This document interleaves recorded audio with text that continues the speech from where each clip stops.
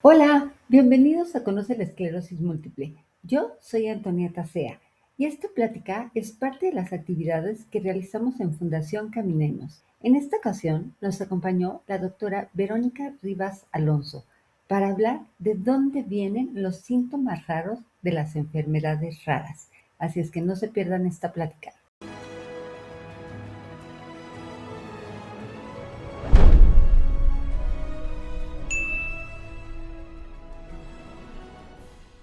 Hola, buenas noches. Esta es una de las pláticas que tenemos en Fundación Caminemos de Pregúntale a tu Neuro, donde siempre contamos con algún especialista para hablar sobre temas importantes sobre la esclerosis múltiple, neuromielitis óptica, MOGAD y todo este tipo de enfermedades.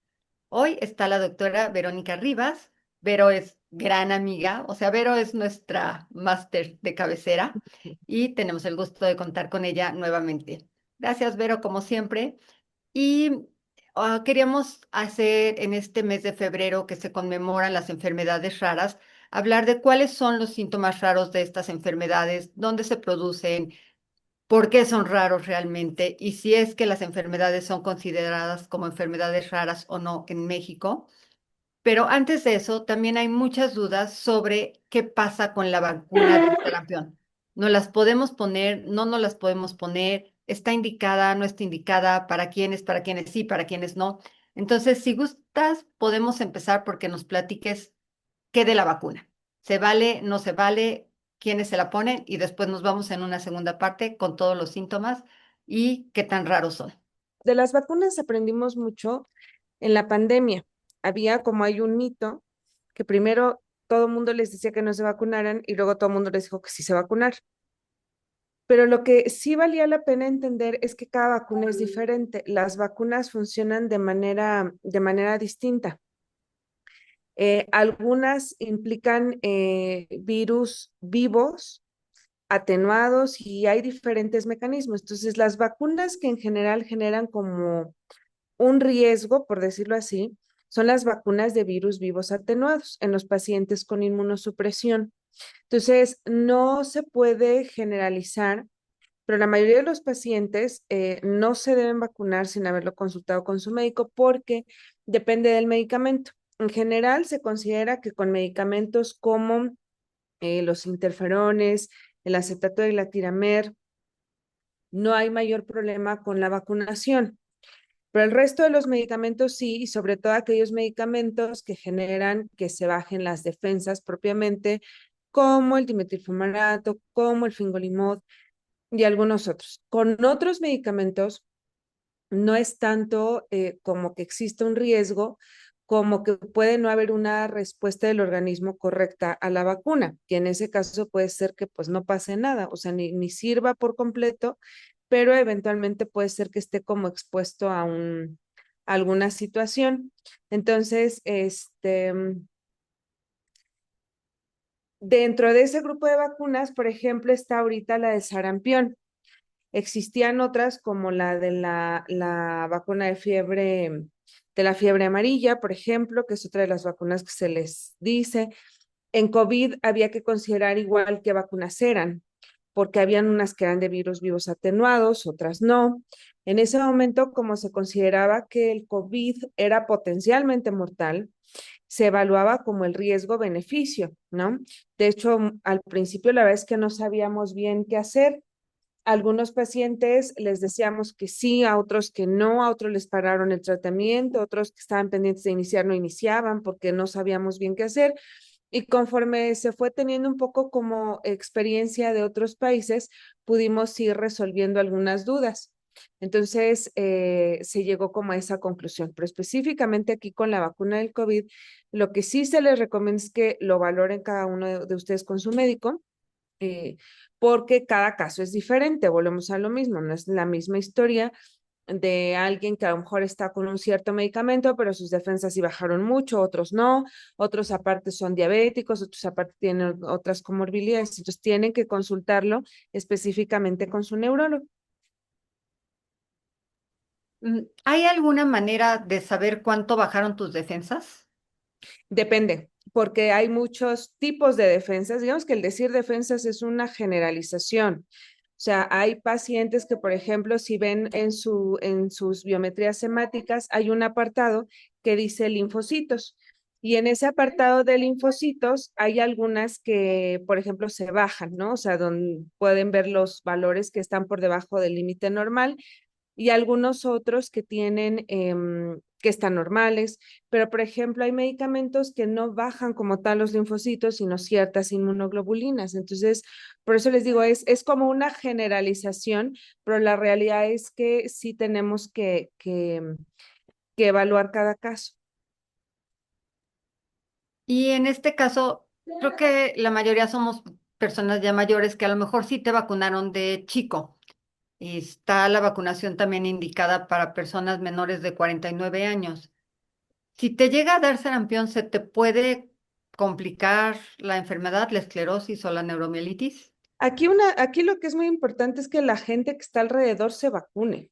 O sea, la indicación es porque las personas mayores teóricamente tendrían mayor inmunidad o los esquemas de vacunación previos y demás cosas, ¿no? Entonces, aquí la indicación es que, por ejemplo, si tienen hijos, si tienen su pareja o viven con alguien más, hay que evaluar si esas otras personas requieren la vacunación.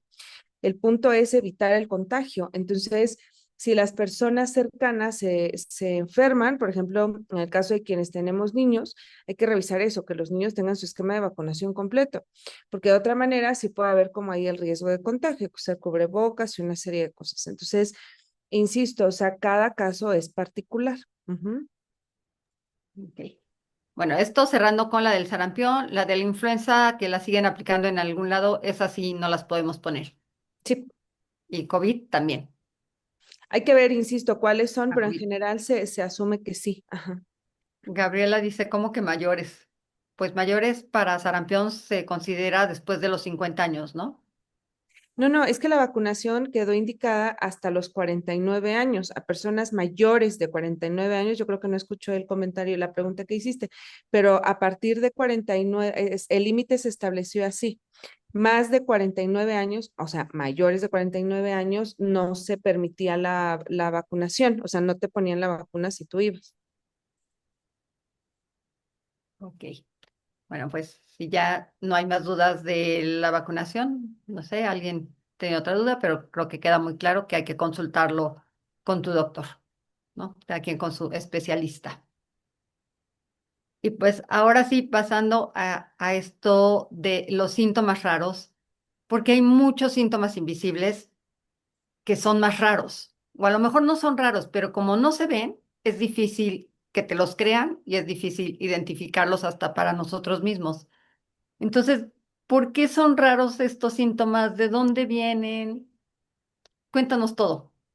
Es que depende, o sea, no hay un síntoma que alguien pueda decir que este es un síntoma raro o no. Hay síntomas que consideramos poco frecuentes y algunos que son los más comunes de la esclerosis múltiple. Pero por decir, para un paciente puede haber un síntoma que diga, oye, esto está rarísimo. Y para otro paciente puede ser así como de, no, no es raro, eso a mí me pasa a diario. Sí me explico lo que les quiero decir, o sea, no. Hay algunos que, por ejemplo, son más claros y otros que son más difíciles de identificar. Por ejemplo, la fatiga es un síntoma que es muy común, pero regularmente no se dan cuenta de que la tienen los pacientes hasta que les hacen el diagnóstico y entonces haciendo como el recap hacia atrás, dicen, ah, sí es cierto, yo tenía fatiga, pero seguramente se lo atribuíamos a otra cosa, les dijeron que tenían anemia, les dijeron o sea, muchísimas otras cosas, ¿no? Entonces, hay pacientes que me dicen, es que he tenido fatiga toda la vida y no me había dado cuenta de que podía estar asociada a esclerosis múltiple. Por otro lado, tengo otros pacientes que me dicen, es que tengo mucha fatiga y no me había pasado, y por ejemplo, es muy común en las mujeres que por alteraciones en la menstruación, cuando es muy abundante, y eso tengo pacientes que han llegado con hemoglobina en la mitad de lo que deberían tener. Y todo el tiempo dijeron, ah, pues es que seguro es la fatiga por la esclerosis múltiple, ¿no? Es lo que uno esperaría. Y la realidad es que no, era una anemia que necesitaba una transfusión ya y por eso tenía tanta fatiga. A lo que voy es a que no hay un síntoma como tal que podamos decir, ah, completamente 100% estamos seguros de que es por la esclerosis múltiple. Entonces, sí es muy importante que cuando los identifiquen nos los hagan saber, porque tenemos que estar completamente seguros de si es atribuible a la enfermedad o si vale la pena buscar alguna otra razón. Por ejemplo, alteraciones cognitivas, ¿no? Que son de estos síntomas que le llamamos como que invisibles, que realmente no lo son tanto. Lo que pasa es que pasa lo mismo, o sea, son de los síntomas que queremos como explicar por por alguna otra razón. Pero las alteraciones cognitivas, por ejemplo, sabemos que están presentes hasta en el 60% de las personas al momento del diagnóstico con esclerosis múltiple. Entonces, raro no es. Lo que pasa es que no en todos lados les hacemos pruebas neuropsicológicas. Lo que pasa es que a lo mejor lo confundimos con que tengo depresión, o a lo mejor también tengo depresión, y eso empeora los síntomas cognitivos y así por el estilo. Entonces, dentro de los síntomas como tal que para nosotros consideramos que son raros, que no es como tan común y que cuando se presentan incluso tenemos que ver si sí son atribuibles a la enfermedad o no. Por ejemplo, las crisis convulsivas. Es un muy bajo porcentaje de pacientes que tienen esclerosis múltiple y aparte tiene, o sea, y al mismo tiempo tienen crisis convulsivas. Sabemos que la esclerosis múltiple, ahora lo sabemos, antes no lo sabíamos, que no solamente es una enfermedad que pasa, digamos, en la sustancia blanca del cerebro, que digamos que la sustancia blanca es como toda, donde está esa gran densidad de mielina, porque es lo que conecta las neuronas, y las neuronas es como la sustancia gris. No sé si más o menos me expliqué, pero la sustancia gris del cerebro son las neuronas y la sustancia blanca es como todas las conexiones que existen entre ellas. Entonces, antes pensábamos que la esclerosis múltiple era una enfermedad de sustancia blanca. Ahora sabemos, porque ahora ya lo podemos ver, que también hay lesiones en la sustancia gris. Y por eso es que hay pacientes que pueden tener crisis convulsivas, por eso es también que hay alteraciones cognitivas y otro tipo de cosas. Entonces, es muy raro que un paciente tenga crisis convulsivas por la esclerosis múltiple, no es lo más común. Cuando un paciente nunca en su vida ha convulsionado, tiene esclerosis múltiple y empieza a convulsionar, tenemos que estar seguros de que es por esta enfermedad y que no es por alguna otra razón. Las neuralgias del trigémino, por ejemplo, ¿no? Es raro que sucedan solo por esclerosis múltiple, porque las lesiones que la ocasionarían están en lugares como muy particulares. Entonces, cuando una neuralgia del trigémino se vuelve persistente, yo tengo un paciente, por ejemplo, que tenía una lesión que explicaba perfectamente su neuralgia del trigémino, pero de pronto nos dimos cuenta de que simplemente no respondía al tratamiento. Dijimos, a ver, se le hizo una resonancia específicamente para ver el trayecto del nervio y nos dimos cuenta de que estaba teniendo contacto con un vasito y seguramente eso era lo que estaba generando la irritación del nervio y por eso seguramente es la neuralgia. Y entonces eh, se le va a hacer algún procedimiento para reducir la frecuencia y la intensidad del dolor. ¿Sí? O sea, no es un síntoma muy común como tal, y entonces sí tenemos que revisar que los síntomas que son poco frecuentes sí estén completamente derivados de la enfermedad o no aparte tengan alguna otra cosa. Es decir, tenemos pacientes con esclerosis múltiple que aparte pueden tener anemia, que pueden ser diabéticos, que pueden tener otras enfermedades, ¿no? Dijiste que tengan convulsiones. Estas convulsiones son como de epilepsia, crisis convulsivas. ¿Y qué pasa si son como las de epilepsia, qué pasa con las crisis de ausencia que también pueden darse por epilepsia? ¿Son las mismas o solo tienen que ser convulsivas? Las crisis epilépticas pueden ser de diferentes tipos. De hecho, ya no se usa mucho el término de las crisis de ausencias, o sea, hay que definir un poco eso. Algunas son crisis como las que vemos en la tele, ¿no? Que son como las que se generalizan y que hacen así como, les digo, las que salen como más comúnmente, ¿no? Las que nos imaginamos todos cuando uno piensa en epilepsia. Pero hay algunas otras que pueden ser distintas, que pueden ser crisis parciales donde, que pues esas son las que muchas veces la gente confunde con crisis de ausencia, ¿no? Que realmente es una crisis donde hay una alteración tal vez en ese momento del estado de alerta, o a veces hay pacientes que solo se les mueve una parte del cuerpo, no pierden el conocimiento, o sea, hay diferentes tipos de crisis. Entonces, cuando se llegan a presentar, por eso se tiene que revisar muy bien si están asociadas o no a la enfermedad. Tengo pacientes con esclerosis múltiple pero que desde antes ya tenían epilepsia porque aparte tenían alguna otra alteración y son dos cosas independientes, por ejemplo, ¿no? Entonces, sí se tiene que tener muy claro, es muy raro que como parte de la esclerosis múltiple se tenga una manifestación de crisis epiléptica. Y entonces, bueno, regresando un poquito, a lo mejor lo raro no es el síntoma. Lo raro para nosotros es poderlo explicar a otras personas, incluyendo a nuestros doctores, por ejemplo, el abrazo de la EM, ¿no? O sea, a lo mejor el síntoma no es tan raro, pero sí, ¿cómo explicas que de repente sientes que te estás ahogando, ¿no? Que alguien llegó y... ¡ugh! Entonces, lo que es raro sería explicarlo, no el síntoma. Exactamente, sí, sí, sí. ¿Y los síntomas sí están ligados a alguna parte del cerebro? Regularmente sí. Acuérdense que el cerebro es como al revés. El cuerpo es como un mapa perfecto del cerebro. O sea, hay muchas, de hecho, si ustedes lo buscan, hay muchas representaciones de cómo en el cerebro podemos localizar las diferentes áreas del cuerpo. Entonces, yo me puedo imaginar, por ejemplo, cuando ustedes me dicen, es que lo que no muevo es el brazo derecho y me pasa esto y tal, en nuestro cerebro, los neurólogos ya estamos pensando dónde tenemos que hacer la resonancia porque nos estamos imaginando dónde están las lesiones, ¿sí? Ya pensamos qué es lo que vamos a encontrar. Cuando a pesar de que pensamos que están ahí, no encontramos la lesión, se puede volver un poco más difícil porque hay muchos síntomas que no necesariamente se traducen en una lesión del cerebro. Por ejemplo, hay síntomas, algunos que les llaman síntomas paroxísticos de la esclerosis múltiple, ¿no? O por ejemplo, cosas como el dolor. Y entonces el dolor es muy difícil de localizar como tal en una zona del cerebro o en un área como tal. Se vuelve muy complicado porque no necesariamente hay una sola área que lo pueda ocasionar.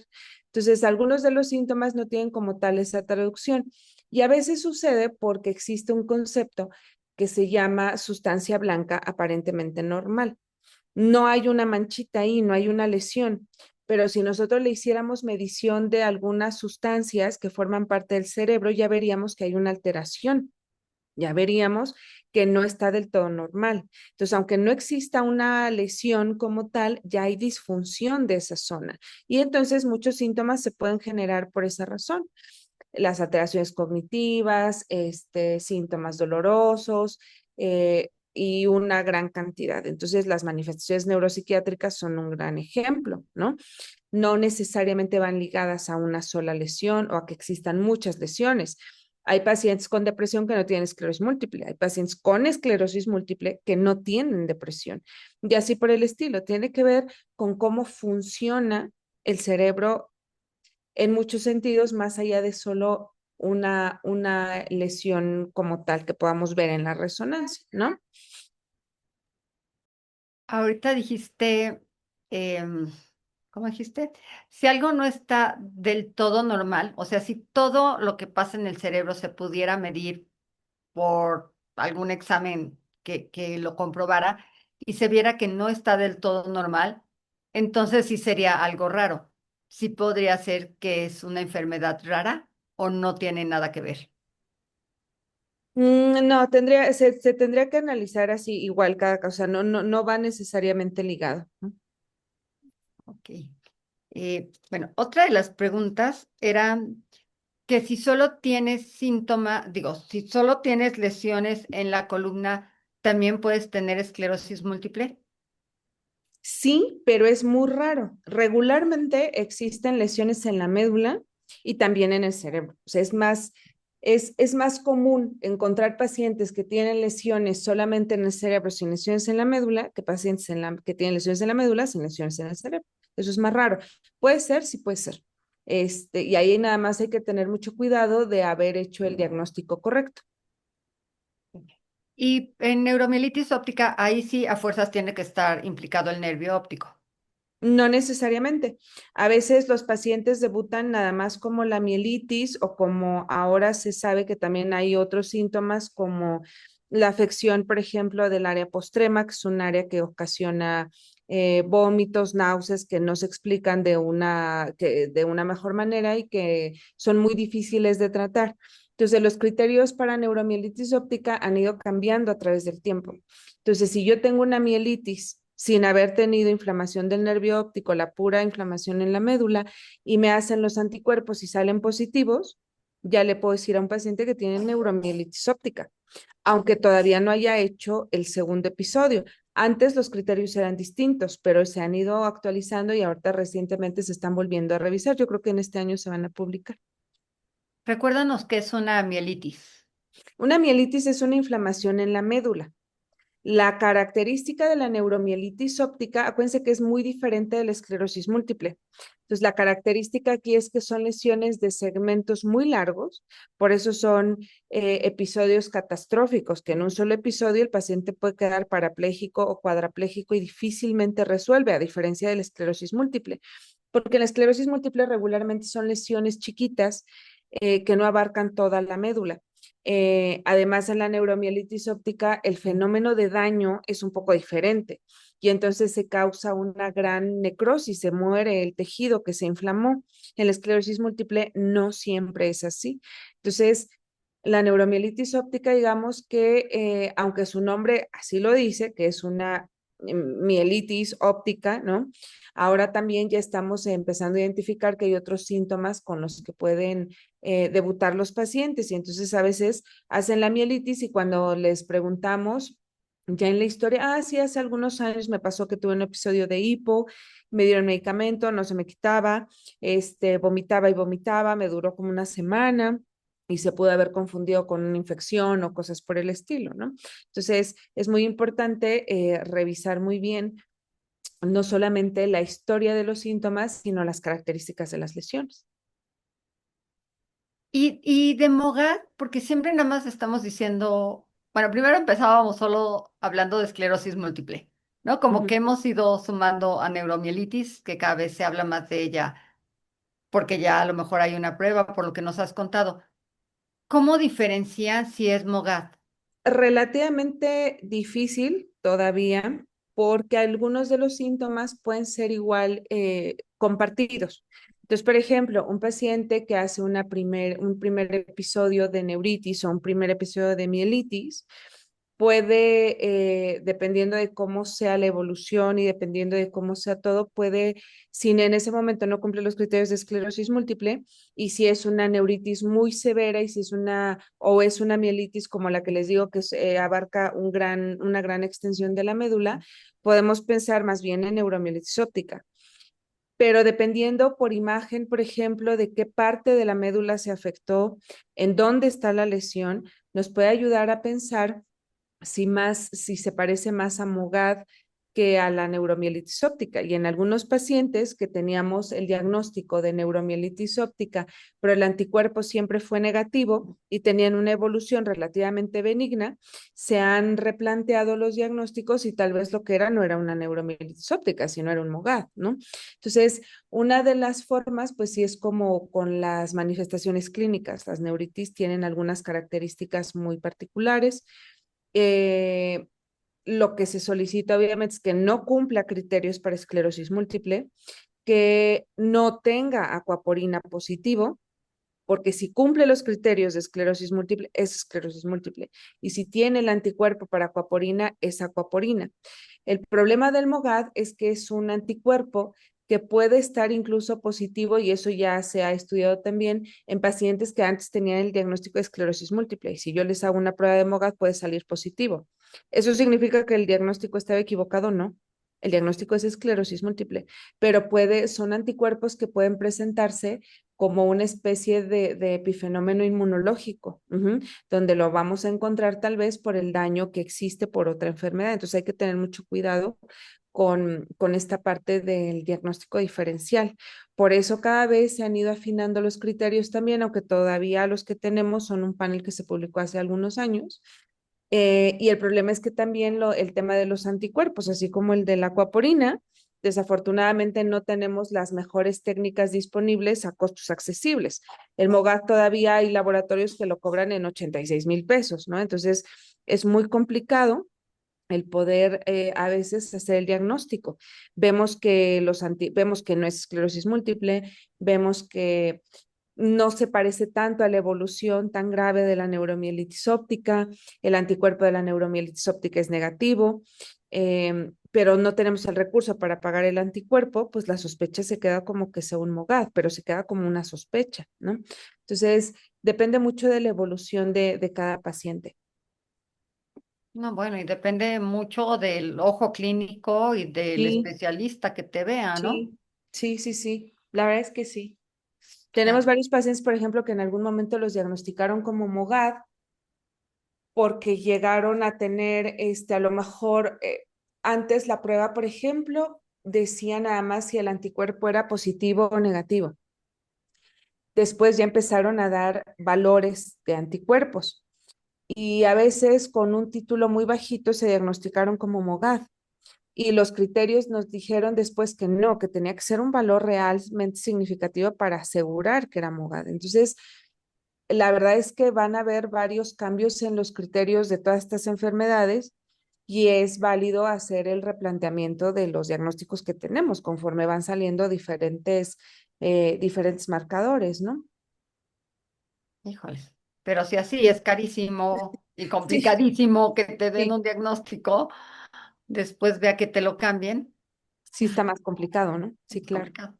¿Y hay medicamento específico para Mogar? Todavía no. Ya hay Ah, ensayos clínicos que están probando algunos medicamentos para MOGAD, pero todavía no existe un medicamento como tal que en su cajita diga medicamento para uso para pacientes con MOGAD, no existe. En los algoritmos de tratamiento se usa algo muy similar a lo que se usa para neuromielitis óptica y para esclerosis múltiple. gracias, Vero. Aldo, estaba tratando de leer lo que pusiste en el chat, pero no le entiendo muy bien. Lecciones paroxísticas de algún, me di cuenta, compañera, no entendí. Eh, Tampoco ni yo me entendí, pero bueno, el problema es que yo tengo la lesión paroxística, pero ya se me extendió desde el omóplado hasta el brazo y hasta la mano. Y para mí, siguiendo la enfermedad como tal, creo que es normal, ¿no? ¿O no, otra? ¿O sí? No, no sé, porque, o sea, normal para quién, o sea, aquí no hay normal o anormal, en realidad. Lo que pasa es que lo que uno tiene que aprender a diferenciar es, este, a ver, este dolor ya lo tenía, era El así, omóplato, o sea, sí. porque si sabemos que es una secuela de un brote y es algo que ya tenía, no es que sea normal, es que ya lo tenía, es que era algo ya esperado. A veces el problema de esos síntomas es que cambian con el tiempo, porque si aparte de la molestia sensitiva hay un problema motor y empeora con espasticidad y con deformidad de la articulación, el dolor va empeorando. Y no necesariamente porque la lesión haya otra o porque está aumentando, sino porque ya también se está sumando un problema mecánico derivado de la debilidad o derivado de una mala posición o derivado de la espasticidad. Entonces, decir que algo es normal o anormal a mí no me gusta mucho, o sea, porque si no caemos en esto que los doctores siempre les decimos, ¿y por qué tal? Pues por lo mismo, ¿no? ¿Y por qué me pongo roja? Pues por lo mismo, ¿no? Y de pronto todos se lo queremos achacar también a la esclerosis múltiple y no siempre, que es lo que les decía hace rato, a veces hay otras cosas que tenemos que revisar que no estén pasando, ¿no? Pero nada más aclarar, ¿los síntomas paroxísticos son los que aparecen y desaparecen? Sí, que pueden ir y venir y que no necesariamente traducen un brote, ¿no? Por ejemplo, hay síntomas paroxísticos dolorosos, ¿no? Esos son los más comunes que se pueden tener. Ujú. Ok. Luego, Mariana dice, a mí ya me hicieron estudios, pero no saben si es neuromielitis o esclerosis múltiple, pero dicen que es el mismo tratamiento para las dos enfermedades y le ponen rituximab. Pues si ya te hicieron estudios, como nos dice Vero, ¿no? Ya te tendrían que decir si es una u otra. A Ya. veces cuando es un primer brote o cuando es una primera recaída y no hay lesiones y el anticuerpo es negativo, También tenemos que saber que existen los episodios como tal, o sea, hay pacientes que lo único que hacen es inflamación del nervio óptico. Eso se llama neuritis recurrente. No es esclerosis múltiple porque no hace lesiones en el cerebro, no es neuromielitis óptica porque evoluciona diferente y porque el anticuerpo es negativo y solo es neuritis sin otros síntomas. Y en esos pacientes también algunos de ellos requieren ciertos tratamientos que son muy similares. Eso es bien variable. Entonces, una salida muy rápida y muy fácil es esa. Ah, pues le doy un tratamiento que yo sé que sirve para los dos y me quito de problemas, ¿no? Eventualmente el problema es como el seguimiento. Aquí lo importante pues es que ya esté recibiendo un tratamiento y que efectivamente no le esté, sí le esté funcionando, que no esté teniendo recaídas, ¿no? Un paciente de No. reciente diagnóstico, 2 años más o menos, y que se trata con Ocrevus desde hace un año, ¿cuántos meses puede aguantar sin tratamiento? Ah, este también era otra de las preguntas, ¿no? ¿Qué pasa cuando en tu sistema de salud no hay el tratamiento? Sobre todo pasa mucho con natalizumab y con Ocrevus. ¿Hasta cuánto tiempo puedes Con aguantar? natalizumab y con fingolimod es una situación muy particular porque el natalizumab y el fingolimod son dos medicamentos que cuando se suspenden pueden ocasionar no solamente recaídas, sino un rebote de la enfermedad. Hay una reconstitución inmunológica cuando se suspenden por más tiempo. Entonces, cuando pasamos de los 2 meses sin tratamiento, estoy hablando de fingolimod y de natalizumab, los pacientes tienen un alto riesgo de hacer un rebote de la enfermedad y eso puede ser muy grave. O sea, hacen lesiones muy grandes, muchas lesiones. En algún momento en pandemia, por ejemplo, vimos algunos porque justo por la pandemia hubo desabasto de natalizumab, era muy complicado y hubieron un par de pacientes que hicieron rebotes espantosos, ¿no? Entonces, específicamente con estos medicamentos, no deben pasar más de 8 semanas sin tratamiento.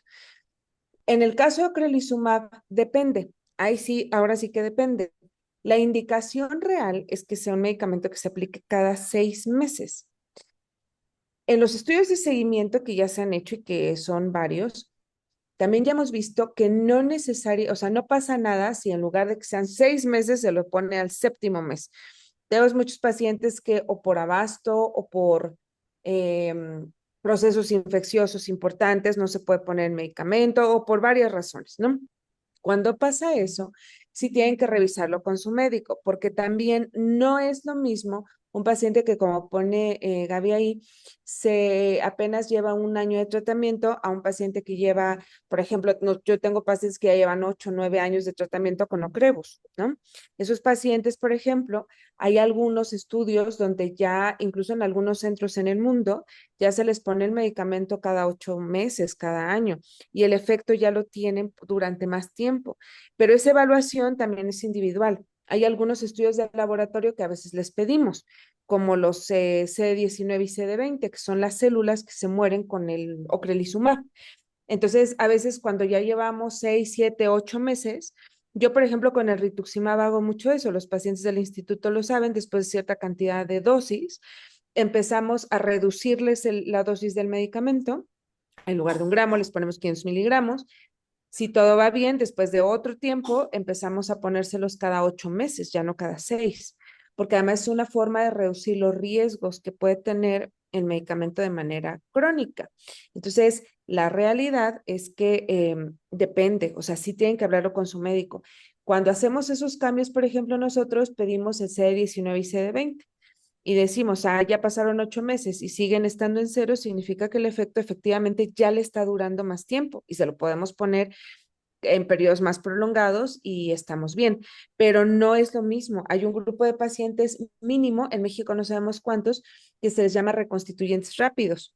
Hay pacientes que empiezan a subir esas células más rápido de lo que regularmente sucedería. Entonces, cada caso es diferente. Cuando pasa eso, sí tienen que revisarlo con su médico. Regularmente hasta 8 meses, en lo general, aceptamos que el efecto puede mantenerse suficiente como para contener la enfermedad en ese periodo, cuando llevan apenas un año, año y medio de tratamiento. Si son pacientes, por ejemplo, de 40 años o más, ahorita tenemos un protocolo clínico para pacientes que hayan recibido al menos 3 dosis de ocrelizumab. Si han recibido al menos 3 dosis de ocrelizumab y tienen 40 años o más, hay un ensayo clínico que tenemos donde se está comparando al ocrelizumab con un medicamento nuevo. Y cuando entran al protocolo, por ejemplo, tienen la mitad de probabilidades de recibir ocre, la mitad de probabilidades de recibir el medicamento nuevo, que se ha visto que le está yendo bastante bien, y después de un par de años todos van a recibir el medicamento nuevo.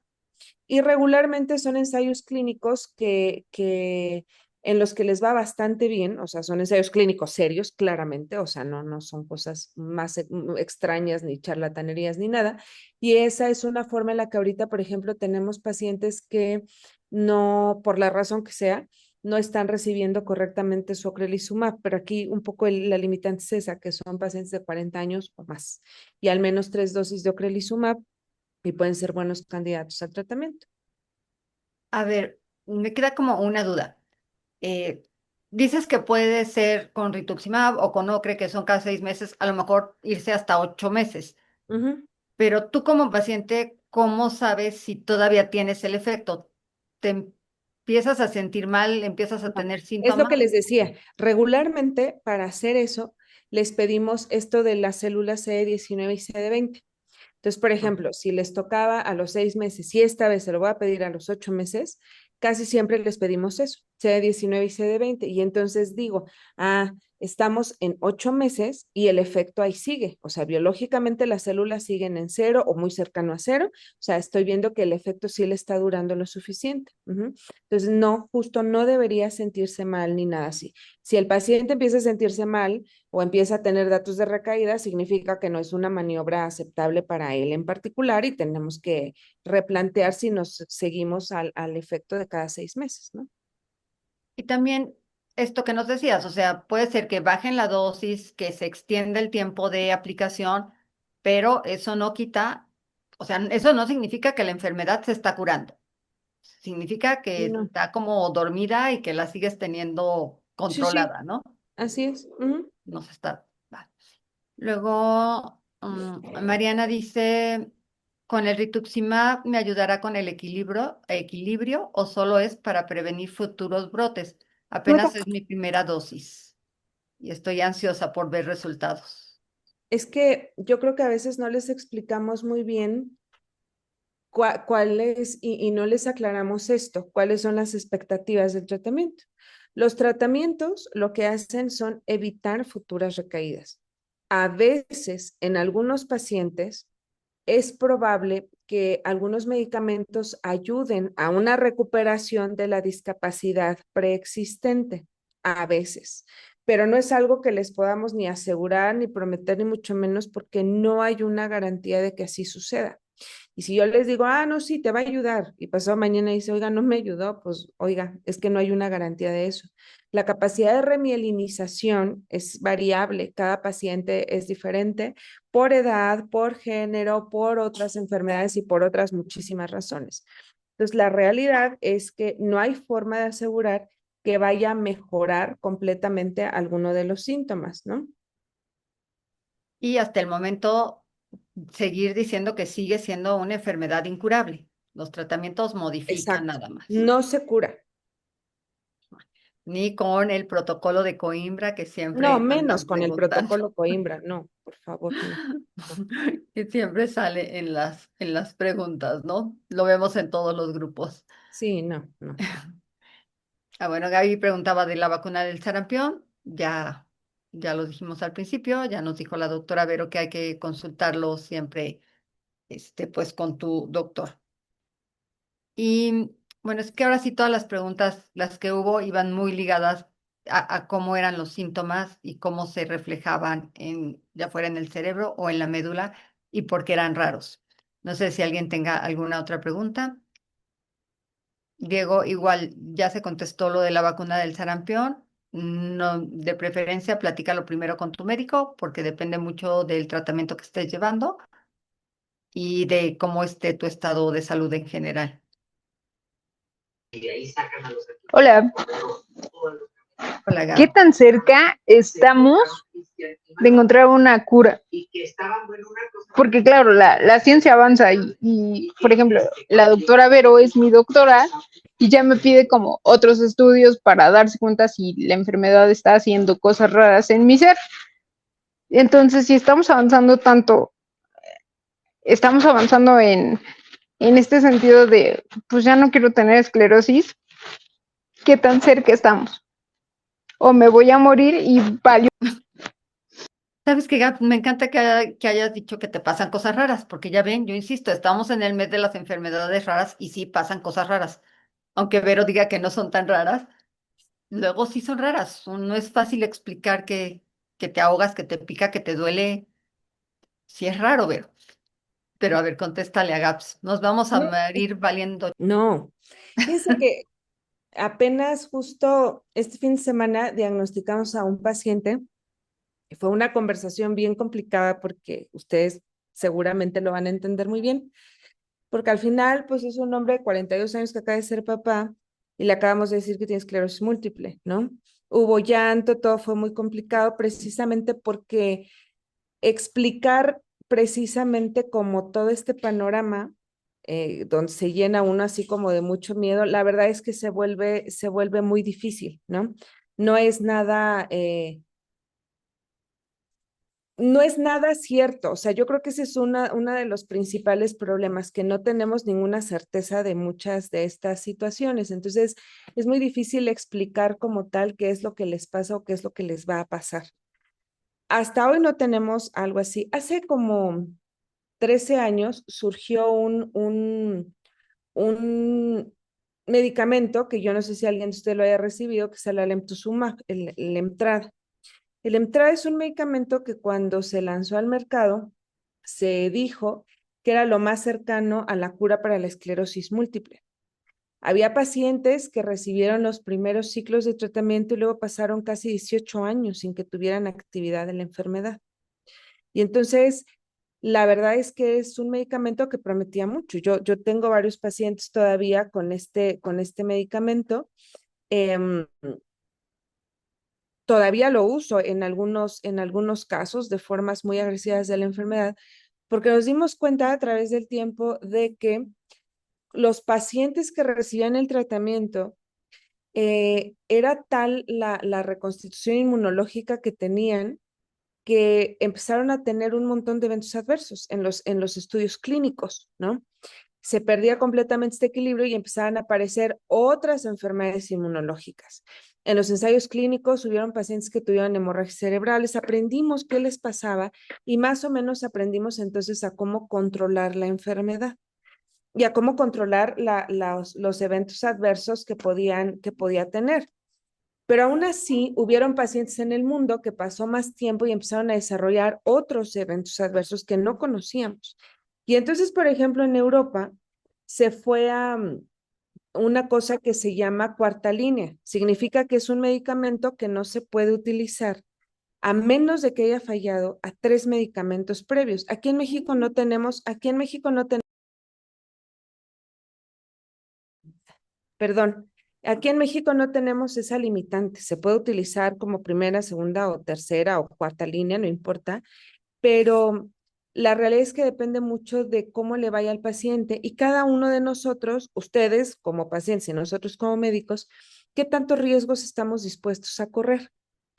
No es lo mismo un paciente que diagnostico hoy y que va a hacer su primer tratamiento y que lo vamos a usar, y tengo varios así que les ha ido muy bien, que no tuvieron eventos adversos porque no traen una historia de fármacos agregados además, a un paciente que ya tuvo un montón de medicamentos, que ya tiene eventos adversos, que ya pasaron muchas cosas, que ya tiene una discapacidad preexistente y que nos enfrentamos a otros riesgos. ¿Me explico? Entonces, la decisión de los medicamentos tiene que ver con todo esto. ¿Qué tan cerca estamos? Es que cada que sale un medicamento nuevo, yo me acuerdo mucho y ustedes se deben de acordar, Antonieta seguro se acuerda, cuando se lanzó el ocrelizumab en México, hubo una campaña en los medios de comunicación durísima. Todos los pacientes nos empezaron a bombardear, yo creo que a todos los médicos, a decirnos que en las noticias salió así, como la cura para la esclerosis múltiple. Y así salió publicado en el periódico. Y entonces tuvimos que revisar con cada uno que era, a ver, que eso no era cierto, que hoy por hoy sabemos que es un muy buen medicamento, así como el alemtuzumab en su momento, pero la realidad es que todos tienen sus limitaciones y entonces tuvimos que aprender a trabajar con eso. Cada vez creo que podemos controlarla mejor, por lo menos la estamos conociendo mejor, Gaby, eso sí, por lo menos conocemos mejor la enfermedad y ya sabemos que existen los neurofilamentos, que existen las volumetrías, que existe la OCT, que existen un montón de otras herramientas que podemos utilizar para poder modificar, digamos, el tratamiento cuando sea necesario. Hay algunas otras cosas, por ejemplo, el trasplante autólogo. El trasplante parece ser muy bueno, pero como todos los tratamientos, entre más eficaces son, también les va mejor a los pacientes cuando se utiliza lo más pronto posible. El problema en el mundo con el trasplante es que no existe un único procedimiento de cómo hacerlo. Es muy caro, también tiene sus eventos adversos, es decir, ahora sí que ninguna de las opciones que tenemos son inocuas. Entonces, eh, cerca creo que no estamos, porque conforme hemos ido aprendiendo de la enfermedad, nos hemos dado cuenta también que es más complicada de lo que pensábamos, ¿no? Y eso hace que sea muy difícil el poderla curar. Pero la realidad es que hoy por hoy un paciente que se diagnostica hoy, que tiene acceso a tratamiento, que ese es otro tema, ¿no? O sea, no solamente es decirle que lo tienes y ofrecerle un tratamiento, sino realmente poder solo dar como debe de ser. Si eso pasa, la mayor probabilidad es que a los pacientes les vaya bien, pero no podemos comparar, y eso es bien importante, no lo hagan, porque es muy frustrante. No se comparen, si a ustedes los diagnostican hoy, no se comparen con un paciente al que hayan diagnosticado hace 20 años, porque entonces los pacientes me dicen, es que yo me voy a ver así, a lo mejor no significa que todos los pacientes que se diagnosticaron hace 20 años les ha ido mal, pero hace 20 años apenas empezaban los tratamientos para la esclerosis múltiple. A un paciente hoy con esclerosis múltiple que puede ser su primer tratamiento, puede ser un medicamento de alta eficacia. Yo tengo pacientes que diagnosticamos en el 2010 cuando empezaba a llegar el natalizumab a México y hoy ya ni se les nota que tienen esclerosis múltiple, nunca volvieron a tener una recaída, no han vuelto a tener lesiones nuevas, no tienen eventos adversos, están perfectamente bien y de hecho ya con algunos de ellos estamos preguntándonos cuándo les vamos a quitar el medicamento, todavía no llegamos a eso. A lo que quiero decir es que les va bastante bien, entonces el panorama es distinto, ¿eh? No creo que estemos muy cerca de una curada, pero sí de un muy buen control de la enfermedad. Rapidísimo, Vero, porque creo que ahora ya se nos juntaron las preguntas. Nada más, ahorita que mencionabas que cuando salió Ocrevus, Ocrelizumab, se decía que también era indicado para la primaria, no, ¿cómo era? ¿Secundaria progresiva? No, primaria Ok, progresiva, ¿no? para la Ah, primaria ok, progresiva. para la primaria. Ujú. ¿Esa indicación sí sigue? Sí, o sea, de hecho, ocrelizumab sigue siendo el único medicamento todavía aprobado para la forma primaria progresiva. Que ojo ahí, no significa que a todos los pacientes les vaya muy bien. El porcentaje de reducción de riesgo de progresión es como del 29%. Es casi una tercera parte de lo que ofrece de eficacia con la forma recurrente remitente. Entonces, yo sí tengo pacientes con formas progresivas que no les fue tan bien, a pesar de que era el único medicamento. Y no porque el medicamento sea malo, sino porque la forma primaria progresiva es una forma igual muy compleja, ¿no? Liliana, si quieres preguntar y luego leemos las dos que están en el chat. Lo que pasa es que a Ah, veces no son conscientes o no somos conscientes de todo lo que nos pasa, porque en su momento el cerebro aprende a priorizar. Entonces, la prioridad es el déficit motor, ¿no? La sensibilidad, aunque hablemos de sensibilidad de dolor, es un tipo de sensibilidad. Entonces, cuando hay afección sensitiva, regularmente también hay alguna alteración en el dolor.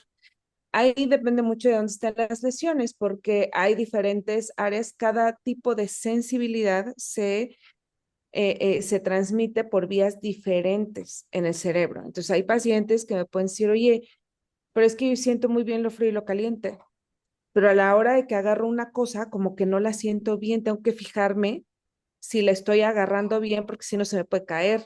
Pero si agarro algo caliente, si identifico lo caliente, sí, porque son dos tipos de sensibilidad distintas que se transmiten por diferentes partes del cerebro. Entonces, no es raro que cuando una parte de todo el sistema se empieza a recuperar, ustedes hacen más consciente cuál es el déficit. Y sí, o sea, la realidad es que eso es todo junto. Hay un fenómeno de fatigabilidad muscular, aunque no necesariamente se debilita. Por ejemplo, tengo pacientes que me dicen, es que yo antes corría 50 kilómetros. Cuando yo los exploro en la consulta, digo, es que su fuerza es normal. Su fuerza para mí es normal. Yo no veo un déficit motor. Me dice, pues sí, doctora, pero ya no corro 50. A los 30 kilómetros ya arrastro la pierna. A lo mejor en el momento de la exploración física, que es en la mañana, que es sin haber corrido tanto, yo puedo explorar y puedo pensar que está todo normal. Y ahí va a haber puede haber un error, es un sesgo. Eh, Sin embargo, en los apartados, cuando nosotros le hacemos la exploración de la escala de discapacidad para esclerosis múltiple, de su escala de DSS, hay una parte que sí valora la fatigabilidad. Y entonces nos dice, son pacientes que la exploración tuya puede ser normal, pero que sí te dicen que hay una fatiga muscular en cada momento. Entonces, todo esto, pues a lo mejor justo es raro porque es difícil de explicar, pero no es que sea poco común, ¿no? Eso está muy bien, fíjate, es raro porque es difícil de explicar, Ajá, no porque no sea. Ajá. exacto. Raúl dice, ¿el daño al nervio del trigémino es propio de la esclerosis múltiple o puede ser provocado porque te extraigan una muela? Y si te van a sacar la muela, ¿cuánto tiempo tienes que esperar de tu infusión de ocre? Creo que son dos cosas diferentes. No sé. La pregunta es no sé. O sea, hay personas que tienen lo que les explicaba el caso hace rato. Hay personas que tienen esclerosis múltiple y tienen la neuralgia, ni siquiera por un tema dental. Ahí hay que ver, porque hay pacientes que les hacen procedimientos odontológicos por dolor, se quedan sin muelas y siguen teniendo dolor, porque no era un dolor por una lesión en el diente, sino era una neuralgia del trigémino. Entonces, la neuralgia del trigémino no se quita quitándoles los dientes. Eso es muy importante. Y tengan cuidado con eso, porque sí tenemos varios pacientes que les quitaron la mitad de la dentadura por un dolor que pensaban que era una caries o no sé qué, y así progresivamente y resulta que la verdad es que siempre fue una neuralgia del trigémino. Entonces hay que tener cuidado con eso. Depende de con qué medicamento estén, este, no es lo mismo una infusión de natalizumab, a una infusión de rituximab, a una infusión o sea, depende con qué medicamento estén y ahí lo correcto es preguntarle a su neurólogo. Creo que las dos últimas preguntas de Jazz y de Jackie van un poquito ligadas porque pregunta cuáles son las características o peculiaridades de la esclerosis múltiple o similitudes con los rasgos de TDA. Por un lado, Jazz. Y Jackie dice, o sea, su pregunta va relacionada también con la atención y la memoria, que también se Ujú. pueden confundir a veces con déficit de atención. Es Entonces, que ahora ¿cómo? todos nos diagnosticamos en TikTok, ¿no? O sea, ahora ya todos tenemos déficit de atención, o todos somos neurodiversos, o todos somos, ¿no? Porque como papaloteo, ya digo en mi cabeza que tengo, no, hay criterios reales y hay criterios muy formales y son diagnósticos que se tienen que manejar con mucha seriedad, ¿no? este, Porque de otra manera nos volvemos negligentes con lo que se tiene que hacer al respecto, ¿no? Y entonces pasa desapercibida la posibilidad de tratamiento o al contrario, el no requerirlo, ¿no? Y hacer algún otro tipo de manejo. Ahí está Leti, que ella es psicóloga, que ya a lo mejor también nos puede decir algo al respecto, pero les voy a decir lo que a nosotros nos pasa. El perfil neurocognitivo de los pacientes con esclerosis múltiple no es un único perfil. Entonces, no podría yo decir el déficit, las alteraciones cognitivas de los pacientes son de esta forma o de otra. No. Independientemente de eso, existen ya rasgos de la personalidad previos a que exista una lesión y que probablemente cause un deterioro. Son cosas completamente diferentes. En el Instituto de Neuro tenemos la facilidad de que tenemos psicólogos, neuropsicólogos, psiquiatras y neuropsiquiatras. Y entonces, por ejemplo, ahorita uno de los protocolos que estamos haciendo es justamente pacientes con esclerosis múltiple. Al momento del diagnóstico, porque no los puedo hacer antes, ¿no? Sino hasta que los conozco, hacer un perfil neuropsicológico completo. Si ustedes son pacientes del instituto, la mayoría, al menos una o dos veces en la historia de su vida, los hemos mandado a hacerlos, ¿no? Con ese diagnóstico, empezar un proceso de neurorehabilitación, pero además en ese proceso vemos con la resonancia magnética. Ahora en la resonancia podemos ver muchas cosas, eso está bien padre. No solo las lesiones, sino estas otras alteraciones, cómo se desconectan los circuitos y cómo entonces eso ocasiona otros problemas. Se vuelve muy interesante ver por qué hay pacientes que no tienen tantas lesiones y tienen un deterioro cognitivo muy marcado. Y al contrario, yo tengo unos pacientes que su cerebro ya tiene mucha atrofia, tienen mucha historia de mucho tiempo y cognitivamente están bastante bien. Existe un fenómeno de reserva cognitiva también que ya está preestablecido por un montón de factores modificables, no modificables y que por eso todo lo que pasa en la infancia con la nutrición, la obesidad y demás, tiene mucha relevancia, ¿no? De por qué a los pacientes con esclerosis múltiple que tuvieron obesidad infantil, por ejemplo, tienen otro perfil. Son cosas muy complejas, está volviendo esto muy interesante porque les digo, cada vez conocemos más. Entonces, creo que son dos conceptos que no tienen nada que ver, la esclerosis múltiple y su deterioro cognitivo y el déficit de atención. Aparte de eso, existe lo que decía la licenciada Volkers, por ejemplo, acá, es todos tenemos problemas de atención y de memoria en este mundo ahora, todos. La mayoría de las personas presentamos una queja, un problema que se llama queja de memoria. La Vero nunca sabe dónde dejó su coche en el estacionamiento. Siempre me equivoco de piso y ahí ando con el botoncito, ¿no? Picándole y hasta que suene, porque siempre me equivoco de lado, ¿no? Y entonces, pues obviamente un día dije yo, no, espérate, esto no puede ser normal, ¿no? Y entonces, Rodolfo Solís, que es el neuropsicólogo, que ya lo han de haber conocido en la plática de esclerosis múltiple del año pasado, del Día Mundial en la Academia, él fue quien estuvo allá con nosotros. Y me decía, no, Vero, o sea, esto de que la gente decimos que somos multitask es una mentira que alguien nos hizo creer que teníamos que ser multitask para decir que éramos gente productiva.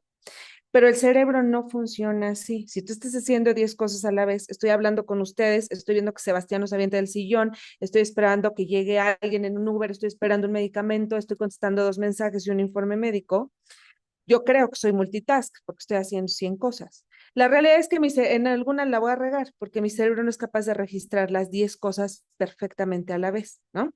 Entonces, eso yo lo puedo registrar como una alteración de memoria y no lo es. Entonces, estas quejas de memoria que son muy habituales de es que siempre ando buscando mis llaves, es que nunca encuentro una cosa, a veces por eso les preguntamos en la consulta como la relación con fenómenos un poco más graves, ¿no? O sea, que ya nos traducen ahora sí un problema de memoria real.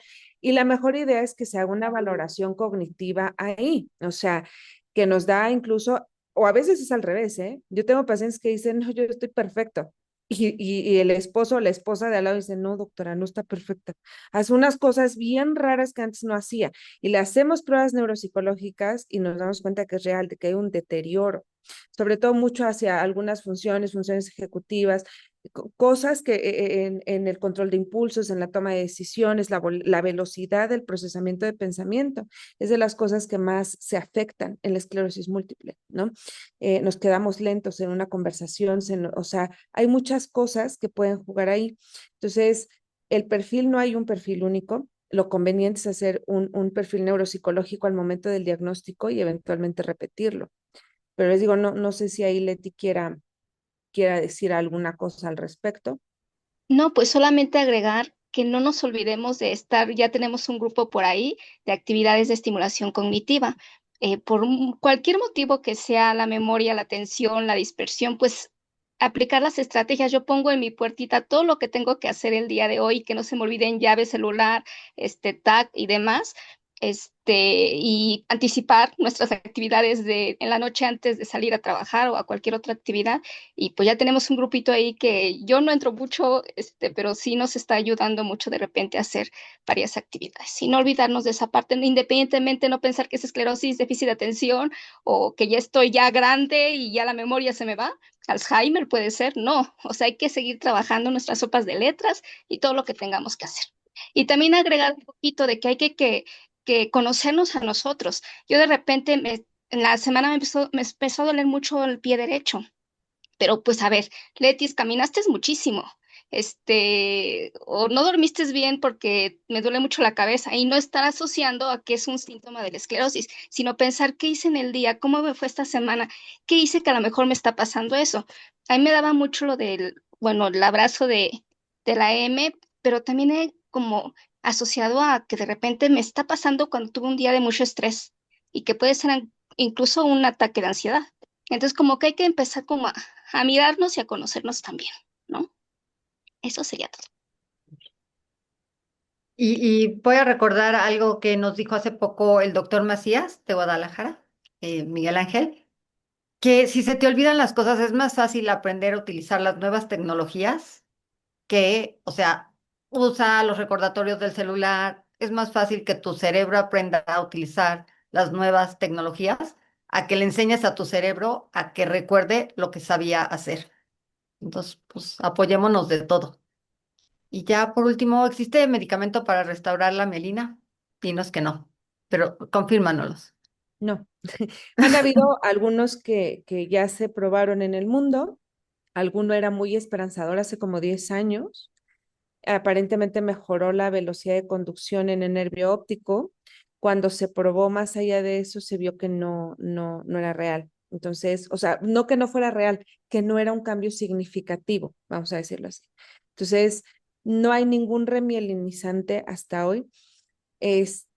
La mejor remielinización tiene que ver con lo propio que nosotros hacemos. ¿A qué voy? Ya sé que siempre me extiendo, pero acostúmbrense. Acuérdense que parte del daño de la esclerosis múltiple no es solamente la lesión que sucede a la mielina. O sea, alguien llega y se come la mielina, ¿no? Ese es parte del problema. La otra parte del problema es que genéticamente venimos diseñados, cuando tenemos estas enfermedades, para que la célula que produce la mielina, que es el oligodendrocito, se muera joven o incluso no alcance a volverse adulto. Hay muchos factores de crecimiento que ya se estudiaron, que son que entran ahí, por ejemplo, y que hacen que el oligodendrocito no sea capaz de madurar lo suficiente para producir mielina. Se muere joven. Y hay otros factores genéticos que hacen que aunque el oligodendrocito esté ahí, no sea capaz de producir mielina o no sea capaz de producirla de buena calidad. Por eso es tan complejo hablar de remielinización, porque hay un factor básico necesario que es la célula que la produce. Si esa célula ya viene genéticamente diseñada para funcionar mal, está muy cañón que por más que le obliguemos a remielinizar, funcione. Es como la diabetes y el páncreas. No existe un medicamento que sirva para volver a generar células pancreáticas que vuelvan a producir insulina de manera normal. Esas células ya se murieron y hay mucha autoinmunidad ahí, por cierto, justo. Entonces, cuando las células que se encargan de producir algo se mueren o no logran madurar y no logran producir las sustancias, es muy difícil hablar de remielinización. La mejor terapia remielinizadora para lenguas, pero sí es lo que nosotros tenemos que aportar. El forzarnos, por ejemplo, para hacer nuevas actividades, para forzar a nuestro cerebro, digamos, a obligar a tapar esos hoyos ante la necesidad que tiene de ejecutar una función y no poderla hacer. Y en su defecto, cuando no es capaz de remielinizar, generar un camino alterno con esa vía de comunicación, ¿no? Que es a lo que muchas veces le apostamos. Me brinqué la de Diego, que era, ¿qué ejercicios es recomendado? Si todavía puedes caminar, ahorita que Liliana platicaba de pesas, ¿qué ejercicio es recomendado? No, no hay una receta aquí de cocina y no se las voy a dar nunca porque no existe. O sea, cada paciente es distinto. El decir poder caminar es muy ambiguo porque tenemos que ver qué tanta funcionalidad hay de miembros pélvicos o si se pondera los miembros torácicos, si hay espasticidad, si hay dolor, si hay una historia de ejercicio previa, si nunca en su vida ha hecho ejercicio y vamos a empezar desde el principio, si tiene aparte algún otro tema de obesidad, de deterioro en alguna articulación. O sea, no hay un ejercicio que se les recomiende. Siempre todo el mundo le decimos, váyase a nadar. Ah, bueno, y si no sé, ¿no? O sea, así de abstracto es esto. No, tienen que ir. Yo siempre les recomiendo que vayan con algún fisioterapeuta o con algún médico especialista en rehabilitación. Hay varios que se dedican a esto para que les hagan una rutina y también a su gusto, porque luego yo les digo, si vais a correr 10 kilómetros, ay, qué flojera correr, y si mejor me he hecho 2 clases de zumba, pues dele a la zumba, o sea, también eso es real, tenemos que buscar la forma en la que las cosas que hagamos sea algo que nos guste, para poderle dar continuidad y para que no solamente sea hacer ejercicio, se liberan más hormonas antiinflamatorias porque hacemos algo que nos gusta, busquemos hacer las cosas no solamente por la obligación de hacerlas, ¿no? Mariana, ¿la enfermedad puede verse detonada por un problema sentimental? Solo es una duda, ya que no sé por qué me dio. Pues creo que nadie sabemos por qué nos dio. ¿Qué opinas, Vero? Un problema No, no, no. sentimental? No, ¿verdad? Casi siempre van a encontrar así como de, ay, es que unos días antes me había pasado alguna cosa, sí, eso es como, ¿no? Acuérdense que no, o sea, no hay una causa única, ni es la misma causa para todos. Es una enfermedad multifactorial, no se sabe todavía una causa única como muchas de estas enfermedades. Entonces, a veces como detenerse mucho así como de, pero ¿por qué? ¿Pero por qué? No sé qué tan útil se vuelve en el largo plazo, ¿no? Porque no van a encontrar una respuesta, esa es la realidad. Hay que evitar periodos prolongados de estrés, sí, el estrés crónico prolongado, incluyendo la depresión y otros estados que quitan como tal el equilibrio, ponen en general al cuerpo en un estado proinflamatorio. Entonces, las personas que tienen estas enfermedades hay que evitarlo en lo posible. Suena bien fácil, pero hay que usar varias estrategias de manejo del estrés. Acudir con los psicólogos, acudir con psiquiatras, porque sí, el estrés crónico produce que el cuerpo esté inflamado en general. Por eso mucha gente que tiene estos trabajos de tanto estrés y así se infarta. No le dio esclerosis múltiple, pero se inflamaron sus vasos sanguíneos y se infartan, ¿no? O les pasan otras cosas, porque es un estado muy inflamado del cuerpo, entonces hay que evitarlo, ¿no? Y por último, para irnos a dormir, lo que dice Diana, ¿por qué me cuesta tanto trabajo dormir aún estando cansada? Ya lo vio con su psiquiatra, dice es maníaco-depresiva y la mantienen empastillada todo el tiempo. Pero ¿por qué en general a muchos pacientes cuesta tanto trabajo conciliar el sueño? El término maníaco depresivo, yo no sé si se sigue usando, es un término médico correcto, no lo sé. Eh, em, creo que el término correcto es trastorno bipolar y hay diferentes tipos. Y en ese sentido hay que evitar caer como en una única connotación. O sea, el trastorno bipolar o el trastorno o cualquier trastorno afectivo puede tener varios síntomas, desde la hipersomnia, que es el lado contrario, la gente que solo quiere dormir, hasta el problema de insomnio. Tiene sí que comentarlo con su médico psiquiatra porque eventualmente eso implica que requiere algún ajuste y hay médicos neurólogos especialistas en sueño, por ejemplo, que esa también es una opción a la que puede recurrir. Entonces, lo del sueño te lo ve un neurólogo o un Lo puede psiquiatra. ver, lo podemos ver los neurólogos, lo podemos ver los psiquiatras. Regularmente lo manejan mejor los psiquiatras. Y hay médicos neurólogos especialistas en trastornos del sueño, eso también. Ujú. Ok. Pero no se considera como un síntoma de la esclerosis múltiple. Específico no, pero es uno de esos síntomas que pueden coexistir, las alteraciones del sueño. Ujú, Ya ves, es otro síntoma raro. Que ujú. ¿Cómo le dices a la gente que No, te no es estás tan muriendo? raro, no es tan raro, pero cuesta mucho trabajo saber si sí es por la esclerosis múltiple o no. Ujú, más bien. Ujú. Ujú. Más bien es raro explicar que de Es, verdad me estoy cayendo de sueño y no me duermo. ujú. O sea, eso sería lo raro. Pues muchísimas gracias, Vero. Ya te pusieron aquí en los comentarios, pues las gracias, como siempre, que nos des estas pláticas, que nos dediques todo este tiempo. Por ahí escuchamos a Sebastián. Gracias también, Sí. Sebastián, por prestarnos a tu mamá un ratito de la noche. Bueno, pues quien guste prender su cámara para que tomemos una captura de pantalla y que también pues estén muy pendientes de lo que se va a preparar para el Día Mundial Ay, la sí. próxima Shu. semana. También estar, o sea, Ujú. Vero va a hacer algo, Tenemos que no hacer muchas sabe qué, cosas. no sabe cómo, No sé dónde, pero no sabe, pero ahí les avisaremos, ¿no? pero algo haremos. Si no, que sea por Zoom, pero esperemos que sea presencial. Pero si no, lo hacemos virtual.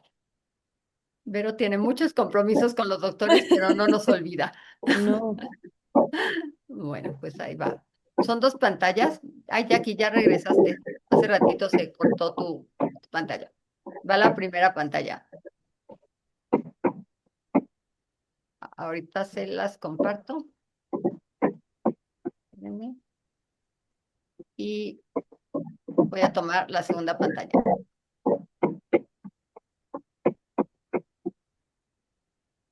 Listo.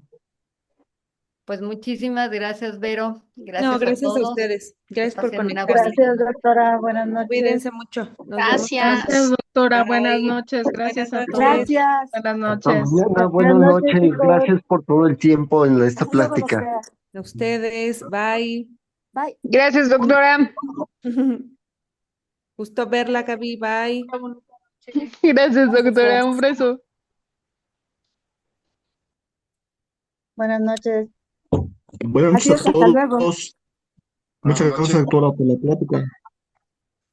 Hasta Que luego. descansen, buenas Muchas noches. gracias, doctora. Que descansen.